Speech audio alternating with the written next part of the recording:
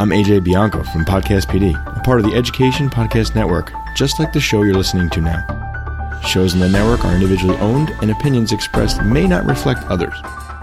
Find other interesting education podcasts at edupodcastnetwork.com.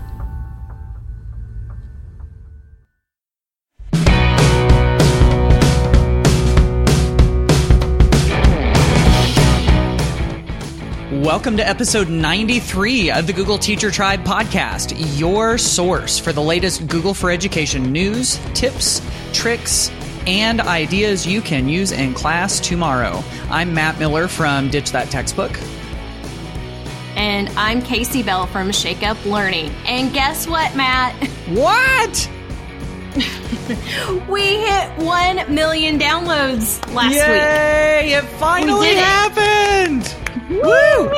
Yay! Thank you, Tribe, for listening and helping us reach this milestone. It happened very quickly. You know, in episode 92, we were thinking, I think this is going to be the one, and it happened really quickly on Monday morning. So I was really excited and kind of shocked. I still think I'm just kind of in awe that number is a reality. So, but it's been so much fun, and we've learned so much from all of you who have listened and shared and connected with us. And that's what makes the tribe so great. So in this episode, we are going to continue with part 2 of what we started in episode 92 on using Google tools in your professional development and in your training, something that Matt and I do almost daily. So we've got a lot of tips to share. Of course, we've got some really cool news and updates, I think, today, and some interesting feedback and mailbag questions from all of you. So, Matt, you ready to get going on 93? 93, yes. Let's do it.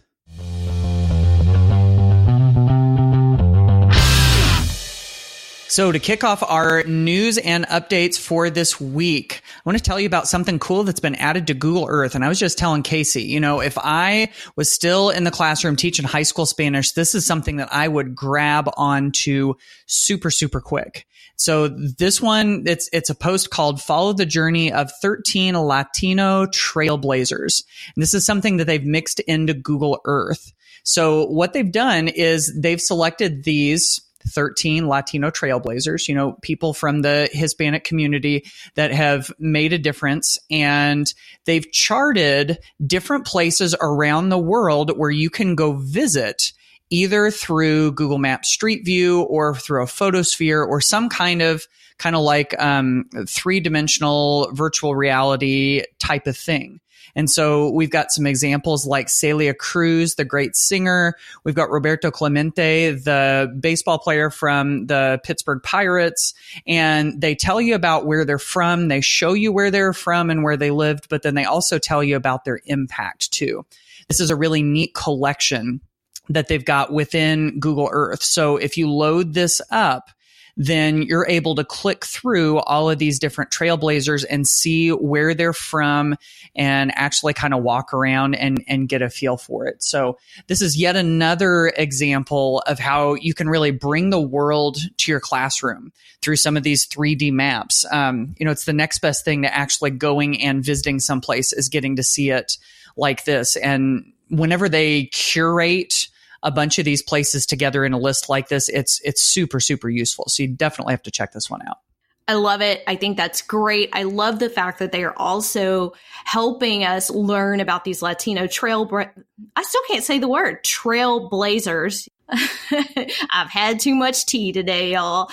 And that's going to help us spread the news to our students and help encourage them and see that diversity in our classrooms as well. I'm going to switch gears and do something that is part of Google Arts and Culture. So we're going to get cultural, but we're also going to get a little opulent.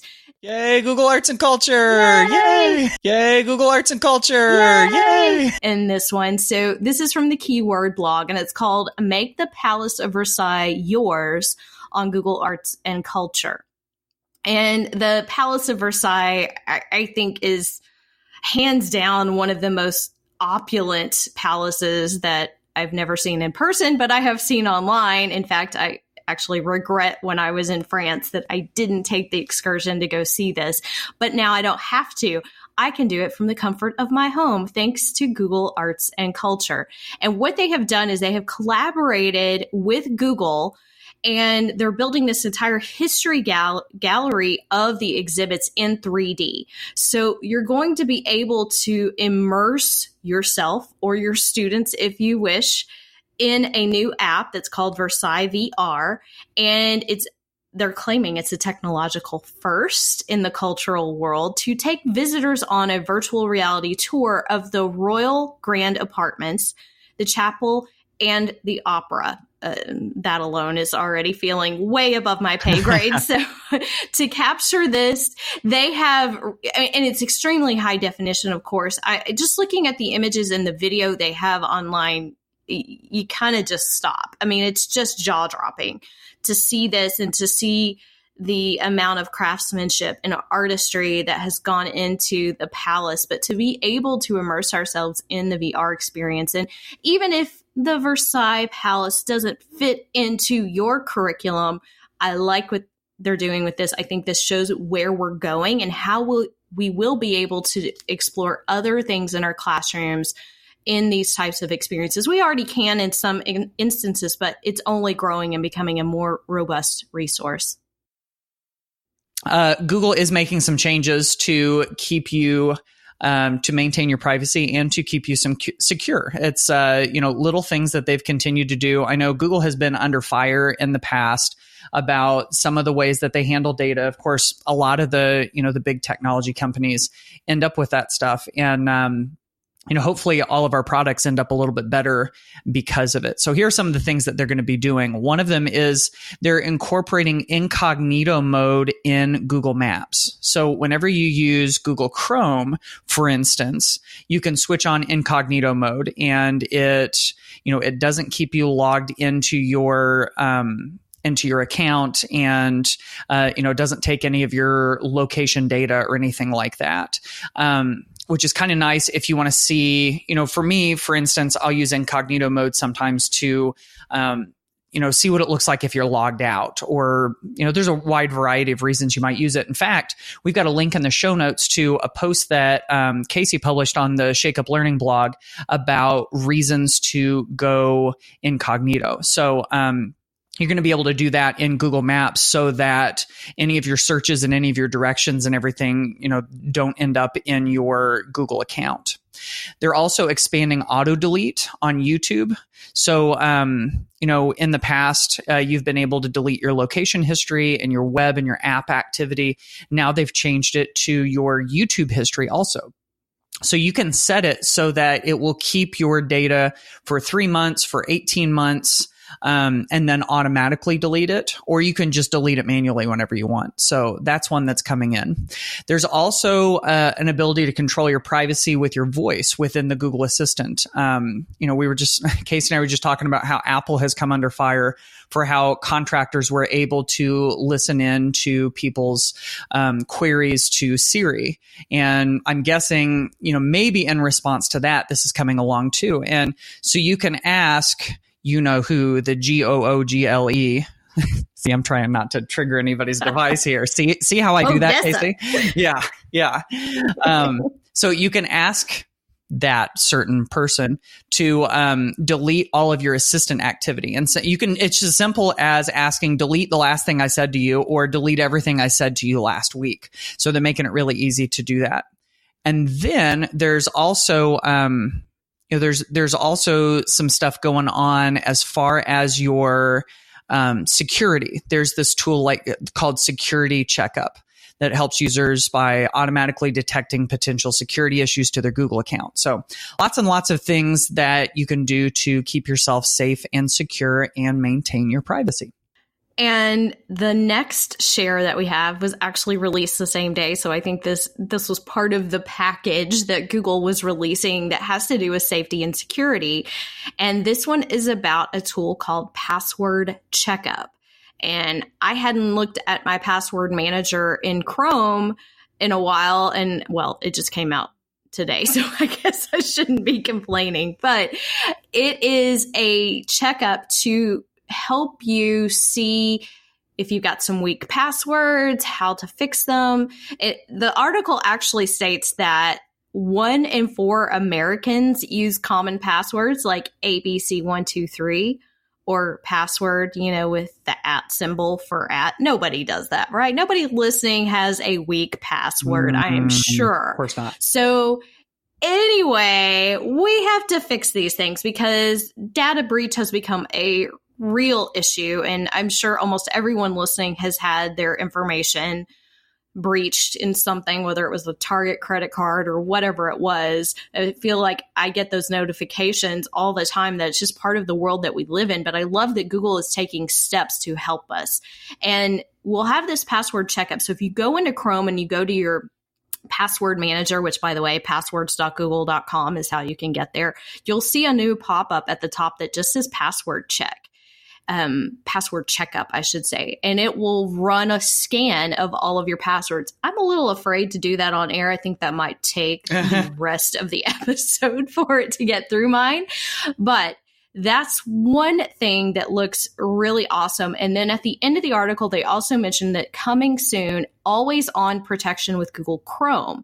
And so I didn't realize there's actually a Chrome extension that's called Password Checkup. I just installed it myself, and it will let you know if your username or password has been compromised in a third-party data breach. So I'm very curious to how good this is going to be, but it would be great if I'm logging in to say, just like I said, my Target account. And if Target's had a breach, they're going to let me know. So I really like that they are trying to not only protect us, but help us make better decisions as well about our passwords.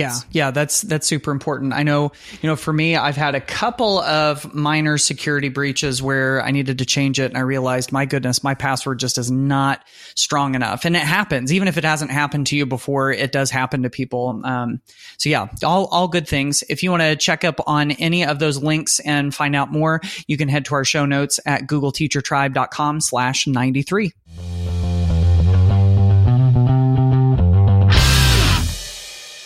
Okay, y'all, we are going to jump into our featured content now. And this is technically part 2 of a series that we started last week in episode 92, where we talked about several different things in terms of supporting staff development and professional learning with Google. And I shared some of my Google PD framework, and Matt shared a lot of tips that really are best practices for professional learning. And today we're going to take a slightly different perspective and share with you some of the tips that we've learned on how to use Google tools in the professional development that we deliver, things that Matt and I do almost every day.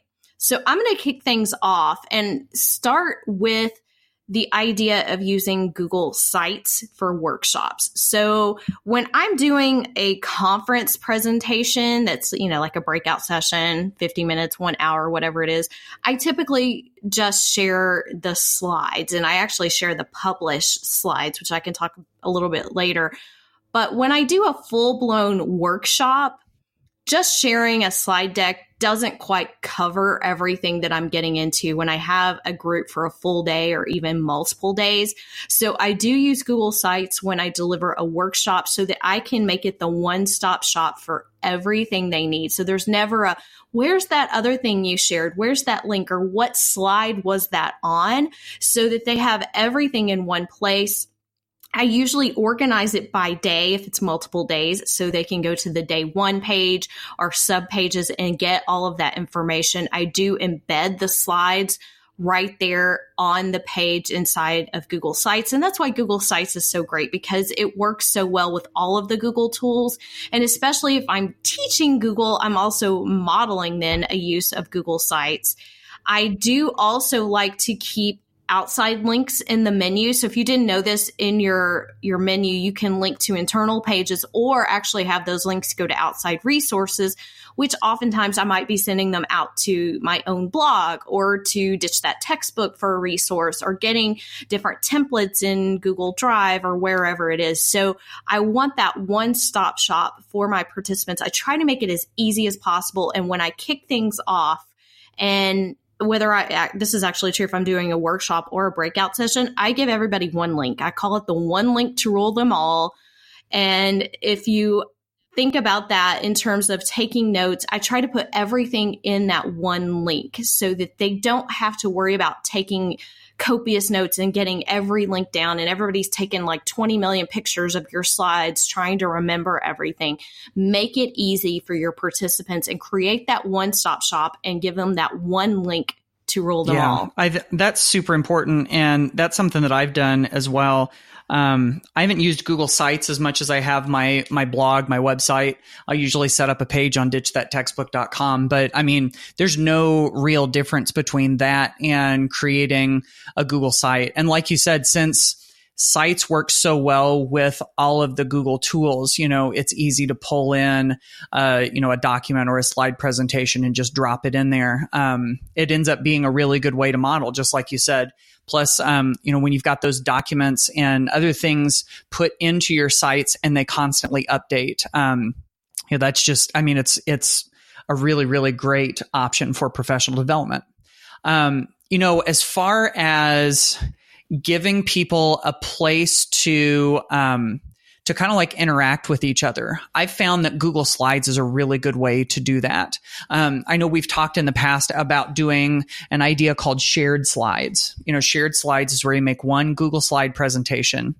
You set it so that anyone with the link can edit, and you share it out with, usually it's all of the students in your class. Well, if you're doing professional development, you can do the same thing with all of the teachers in your workshop or in your breakout session or whatever. So I've seen this used a number of different ways. It can be used for a single slide presentation. If everybody wants to check in and introduce themselves and you get to see everybody and who they are, then that becomes kind of like that one person's, that person's slide becomes that one person's home base for the whole day or the whole session. There's another way to do it too. I learned this one from Alice Keeler. I got to do a workshop right alongside her, and she suggested that we create a slide presentation where everybody can have their own slides, but she set up the master slides. The master slides are the ones under the plus button, the little drop down next to the plus button in the top left-hand corner. They're kind of like the templates that are already set up. And so she set up different templates based on the different things we were going to be doing that day. So there was one template for an introduction, where you would tell, who you are, where you're from, what you do, that kind of stuff. There was another template for your best tips and tricks. There was another one for, designing and creating lessons together and vice versa. So not vice versa, so on and so forth. We'll use that instead. And so, by using slides, that too. But by using slides as that great collaborative space, then all of a sudden, if you think about it, even if you just use that for sharing a tip, just have everybody in the group share a tip or share one of their best ways of using, of teaching or of using Google tools or whatever, then all of a sudden you have crowdsourced all of these tips together. And then they have this really great resource that they can take back with them if they hang on to that link. So it's almost like, taking ideas from everybody and making a book out of it and then giving everybody a copy of the book. That's really what it ends up being. And the nice thing about it is it means that everybody has contributed something to it. So it's not just the person leading professional development standing at the front talking at everybody. This is where everybody's contributed something. Everybody has a stake in it. And then they have this really nice resource whenever they leave. So, surprise, surprise, we're talking about Google Slides again. That seems to be what we do here. But that's another really neat way to use it in professional development. And as you were talking about that, you reminded me of one of Alice's templates and activities that I have used in that same way. And I added the link to our show notes, but I think she calls it Get to Know You by Slides, but it explains those steps and how she changes the master. If you have no idea what we're talking about when we talk about the master in Google Slides, so that will be in our show notes at googleteachertribe.com/93. But it's a great little icebreaker kind of activity, but it also helps them figure out some things in slides and learn those different features. So that's another thing that I like to do as well. I'm going to switch gears a little bit and talk about a strategy that I started using a long time ago, back when Google Docs was just Google Docs. There was nothing else. That's how old it was. I tell this story pretty frequently, but if you haven't heard it before, I learned this technique from Alan November, and it's called collaborative note-taking. And what happened was, this was when I was working in Leander ISD, and my team and I were at this conference in this huge ballroom. Alan November's getting ready to deliver a keynote. And before we get started, he asks, who has experience with Google Docs? And at that point, a lot of people didn't even know what it was. My team threw me under the bus and said, she does. And so I got volunteered for something, which turned out to be taking notes for the hundreds of people who were in the ballroom. And so there were 3 or 4 of us who were each assigned a different thing to take notes on. One person was in charge of taking links. One was in charge of vocabulary. One was in charge of, I forget whatever it is, strategies and things like that. But you can divide up those things among your students as well. And even if you don't want to divide up, the power of taking notes together cannot be oversold. First of all, Matt, if you and I are sitting in a PD session together, or even in a classroom setting together, we're both going to have different takeaways. And I might learn something new by the way you take notes, and you might learn something new by the way I take notes, and bring those together. So taking collaborative notes can be a really powerful strategy. And it's something that I definitely have done. I especially do it when I'm teaching how to use Google. And it's one of the steps in my PD framework that oftentimes when I introduce them to docs, I create a table and they take notes in the table just to kind of give them their own space in the doc. But you can also do this in slides, similar to what Matt was talking about earlier, where everybody gets a slide. The other thing that I have done is when you have a team or a group going to a big conference, you can create a slide deck and everybody takes notes in one slide deck for the whole team. So if I'm going to one session, Matt's going to another session, we come back, we have everybody's notes for every session that we all went to in one place. So it can be really powerful. It sounds like maybe you didn't get volunteered. I think you got voluntold. Well, there is that, but there's that thing that I do where I'm an early adopter and they all knew it. So they're like, she does. It was a good group, but they did definitely all start pointing at me. I think these days it's so easy to look at something like that and we'll say, oh, that's Google Docs. Google Docs been around forever. Collaborative note taking, people have been doing that for a while. And it's not like sexy and flashy and the new thing, but that doesn't mean that it's not effective anymore. And I think sometimes people will overlook those kinds of things because the ability has been out there forever. But in reality, it's still a good idea. In fact, whenever Casey and I record a new episode of the podcast, we do that exact same thing. We have a single Google Doc that we keep all of our show notes in. We build it together, and then we know what we need to talk about. And then we'll even drop things in. It's just like Casey said, she dropped that link in about the first week activity with Google Slides. We did that on the fly. So, it's still one of those things that's really, really useful. Another idea is that when it comes to professional development and using these Google tools, you don't have to do the professional development all on your own. That's the beauty of having video calls like Google Hangouts and Google Meet. So many, many times I've done live video calls within my professional development. So sometimes what I'll do if I'm talking about using Skype and Google Hangouts and video calls, sometimes I will actually call a live class of students if I can get it. In fact, my friend Gina Ruffcorn, who teaches 5th grade in Iowa, she's the one that I hit up on a pretty regular basis. And so we'll do a mystery Skype game together, I guess mystery Hangouts also. We'll do one of those with a professional development group. And then whenever the game is over, then we get to talk to Gina and talk to her students about what they get out of it and why they like it and that kind of thing. that's one of those ways that you can make a new idea really real, is by actually trying it like that. There's also been times where I've talked about a specific tool or a specific strategy, and I know somebody with really good experience with it. And I think I could ask them some questions and then try to relay it myself, or I could even just I could just get them on a video call to talk with my participants.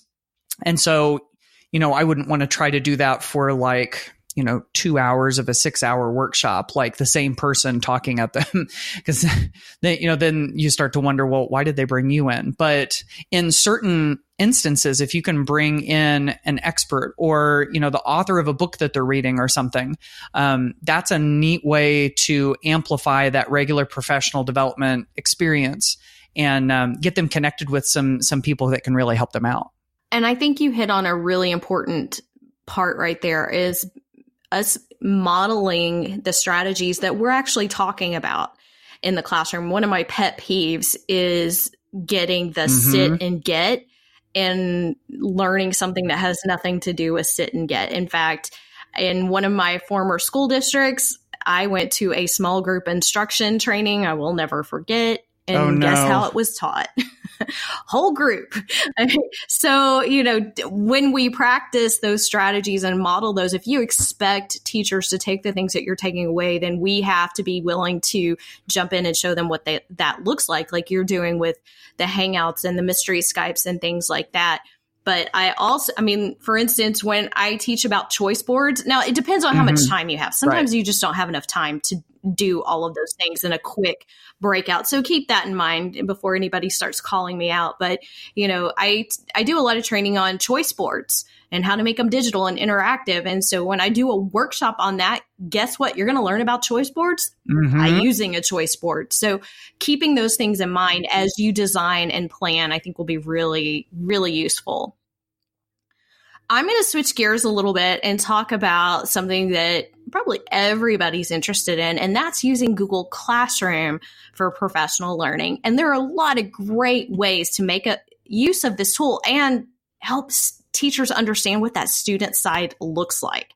That's really hard. Oftentimes, teachers don't have any access to see what it's like to be a student in Google Classroom.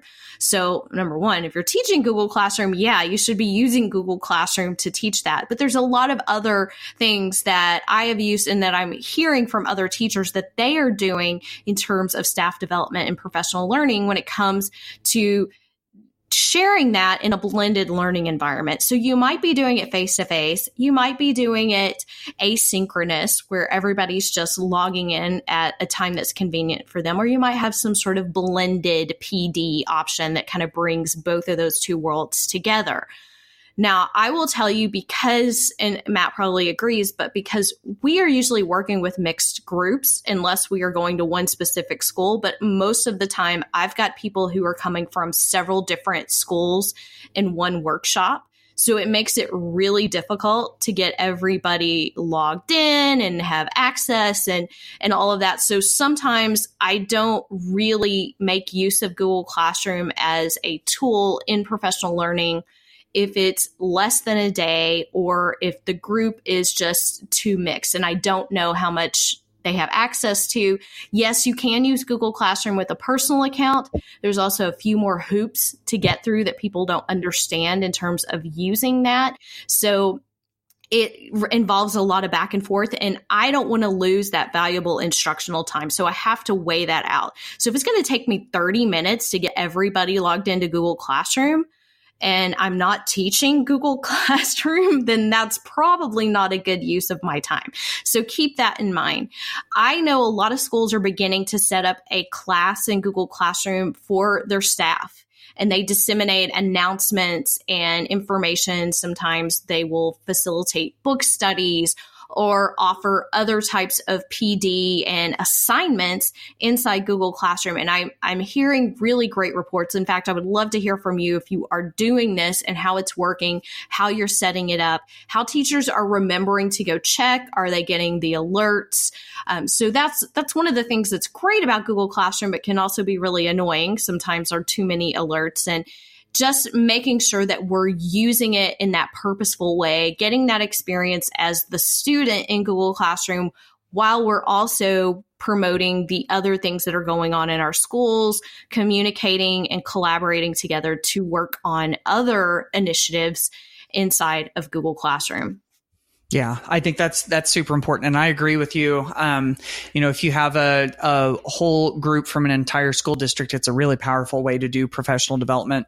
So lots of options there. I've got one more for you real quick as we start to wrap things up. And that has to do with sort of a newer feature within Google Slides. And it's the idea of live closed captions. I just recently shared this on Twitter the other day, and this is one of those things I've heard about a number of times. So I guess I had just sort of assumed that most people had heard about it, but, and I know we've talked about it on the show some. Live closed captions is this cool feature where once you start up a slide presentation, so imagine you're doing professional development and you've got some slides, or even if you don't have professional development and you can just put a single slide up there. It can be a blank white slide. It could be a logo or whatever, and you hit the close captions button, and Google Slides will listen to your microphone and will transcribe what you say onto the screen at the bottom of the screen. And so this is really, really nice, especially since sometimes at professional development, it's hard to hear the speaker. Thankfully, a lot of places, they do give you a microphone if it's going to be more than, say, 30 people or so. By the way, little tip on professional development. If you have the opportunity to use a microphone, use a microphone. Just go ahead and use it. Yes, exactly. Don't try to play the hero. Don't say I've got a teacher voice. Yeah, exactly. Just don't do it, because it's more than a decision just for yourself. It's a decision for everybody out there, and you don't know what kind of accessibility issues they have or how well they're going to be able to hear you. Just use the microphone. But whether you're using one or not, Google Slides will transcribe as best as it can onto the screen everything that you're saying. So that gives your participants another opportunity to better understand what you're saying. Now, granted, with the Google Slides live closed captions, kind of like with YouTube automatic captions, if you've ever seen those before, or even if you've watched closed captions on the screen on TV, sometimes they just don't quite get it right. I shared this post on Twitter and had somebody come back and say that they didn't like it because it made too many mistakes and they found it distracting. So there's kind of a balance between, that and do we want to at least put it up there because most of the time it's right and most of the time it's going to be helpful. And I would err on that side that, especially if there are people in your audience that are a little farther away from you or that might have hearing issues, it's just as easy as clicking the button and turning it on. And then they've got that resource there. So, that's yet another tool available to us when we do professional development, is to turn those live closed captions on. And that's really a fantastic feature for the classroom as well. I know we've talked about it before, but I love that we have that. And we also have a couple of new features in Slides that may be worth mentioning at this point. And I'm trying to remember because this was in PowerPoint and it's now in Slides. But I believe if you hit W while you're presenting, the slide will go white. So you can also use that to get attention, or like Matt said, if you're doing those closed captions, and I'm totally doing this on the fly, I didn't look it up, but I can't remember if it's B for black, but you can do black and white. I know that B definitely does work. I'm not sure about the W, but I know exactly what you're talking about. I know the B one does. So, but those are some great ways that you can engage with your participants. We want them engaged in student-centered learning, right? That's what we want in our classroom. So those are the types of things that we want in our professional learning experiences for our teachers as well. And I know many people who listen to this podcast are in that role. And of course, we've got lots of other resources. I did include a link in the show notes to some of my Google certified trainer resources. So if you really want to pursue that path, I've got some free resources for you. But all of this will be in our show notes at googleteachertribe.com/93. There's a letter in your mailbox. Hey, you know what? This is all your mail. Hey, maybe I'll give you a call sometime. You've got mail. All right, tribe, it's mailbag time. And we have a voice message from Melissa Burns. She's a fourth grade teacher in Clinton, South Carolina, and she's got a Google Slides related question. So go ahead, Melissa. Hi, Matt and Casey. My name is Melissa, and I teach fourth grade in Clinton, South Carolina. And y'all are the first podcast I've listened to, and y'all add so much to my lessons. And yes, I'm adding in some natural y'alls from the South. But my question is, I want to do an interactive notebook, a digital interactive notebook using Google Slides. And I'm trying to figure out how to add additional slides after I assign the initial Google Slides to my students. Hopefully you can help me with this problem, and y'all keep on doing what you're doing. Yes, this is one of those big questions when it comes to especially using Google Classroom. You've made a copy for all of your students. They all already have it, and you want to add something else to it. How do you do it? So I think there's a couple of different ways to do this. In this case, Melissa's wanting to do these digital interactive notebooks. I wrote a whole post about this, about making interactive notebooks with Google Slides. There's a link in the show notes. And basically, you've got this slide deck that is kind of mirroring a composition notebook or a traditional notebook. And it's got some of those templates that you might want to duplicate and reuse. And so what if you come up with a new template that you want to give your students, but they already have their slide presentations or their, digital interactive notebooks? So there's a couple of ways to do this. Probably the easiest way that I can think of is that if you create an announcement in Google Classroom, you make a new slide presentation that is the exact same dimensions as your interactive notebooks that your students have. Just make one of those. You can even make it anyone with the link can view so they don't move things around on it or accidentally delete the slide.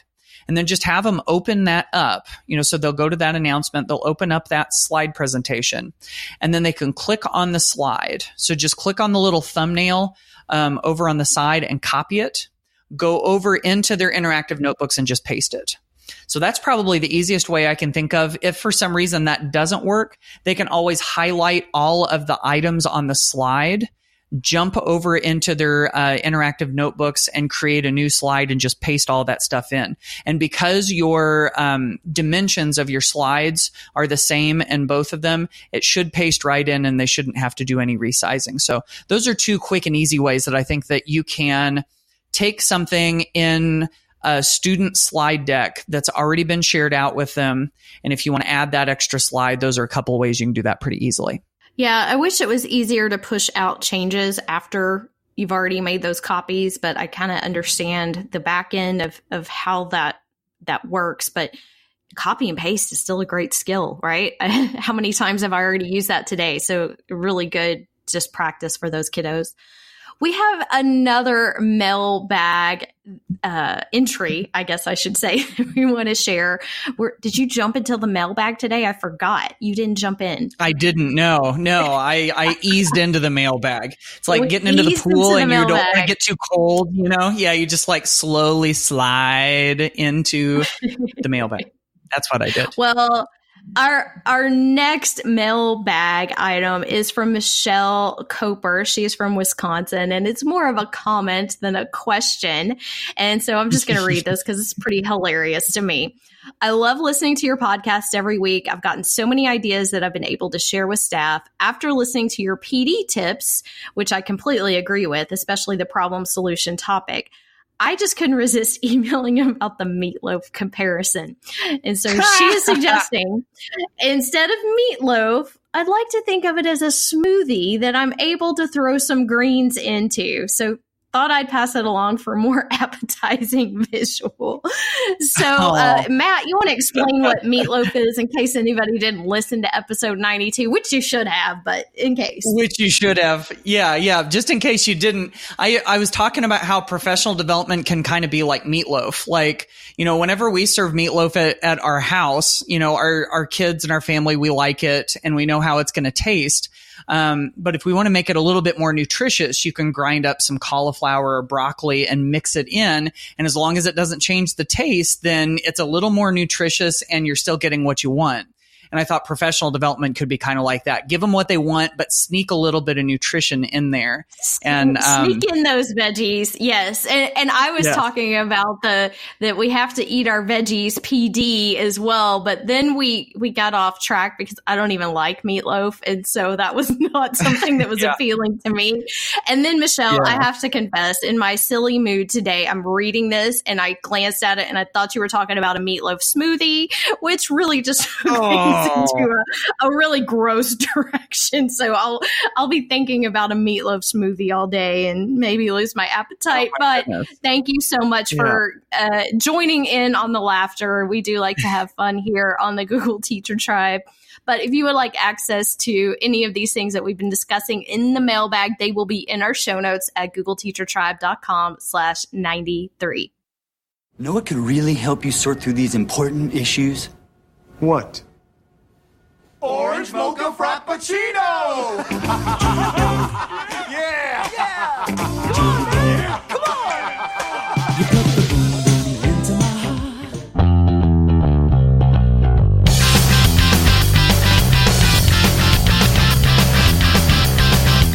All right, tribe. So hopefully you've got some stuff you can use this week. We've been talking about some of these professional development ideas, ways to use Google tools. So if you do some professional development, hopefully you've got something new you can use.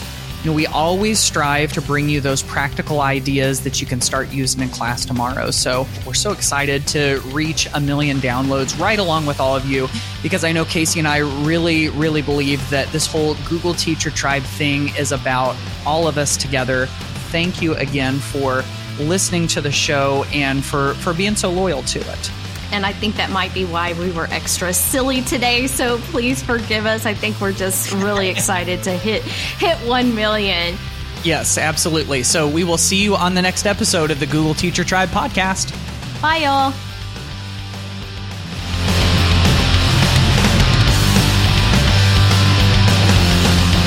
Thanks for listening to the Google Teacher Tribe podcast. Keep up with every new episode by subscribing on iTunes, Google Play, or Stitcher, and by visiting googleteachertribe.com. Get in on the conversation on Twitter by using the hashtag GTTribe. Until next time, keep harnessing the G Suite power, and may the Googles be with you.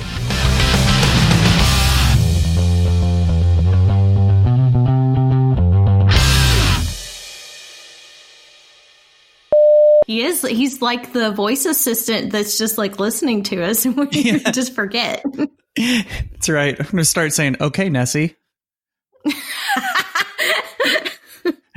And see what we get out of it. That's kind of what we do, you know, whenever we record the episode, we talk to Chris.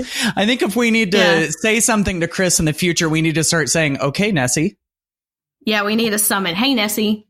Hey, Mr. Nessie. Hey, Mr. Yeah. Mr. N. That's right. All right. Well, I can just see like a little Mr. Nessie bobblehead sitting on my desk that just quietly listens. Yeah, that's right. And then whenever it's triggered, its little mouth opens up like a nutcracker. When it talks back to us, the little mouth moves.